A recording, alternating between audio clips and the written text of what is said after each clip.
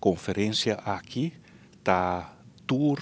diretiva de escola católico de diócesis de Willemstad, está reunida na Hotel La Cabana,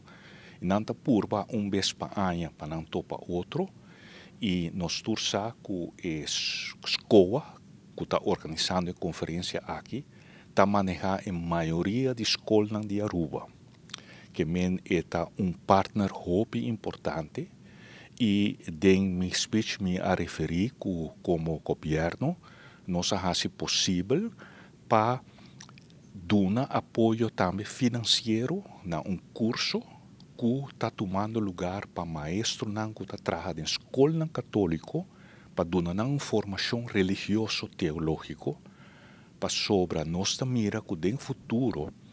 esta vira mais importante para si nós muito valor cristiano,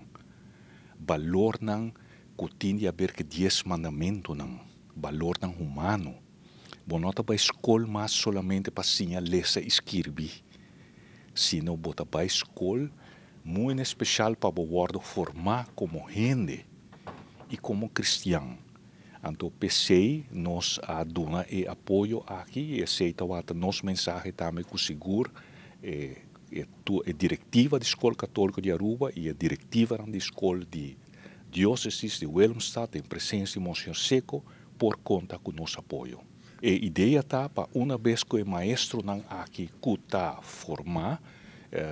religioso, teologicamente, que não um rol mais prominente em lo que está o processo de ensinança de nós funcionando, para sobre sei, me que retorno está de acordo, nós também vivemos uma crise de valor, o que está passando, então pensei me a referir também na hecho que tem mais e mais casos de abuso virtual de muitos. Nós não estamos de sei, nós foco solamente no aspecto de abuso físico, pero nós não estamos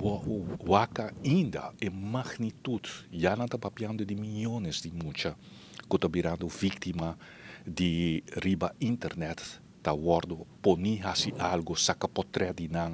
e depois esse também vira parte de kinderpornografia. Então, esse é aspecto como está querer, pensemos papel de média wijsheid, que a escola católica mas tercinha-nos muita sabedoria para distinguir entre bom e mal que tem riba internet. E empoderar-nos muito para não virar vítima de abuso virtual.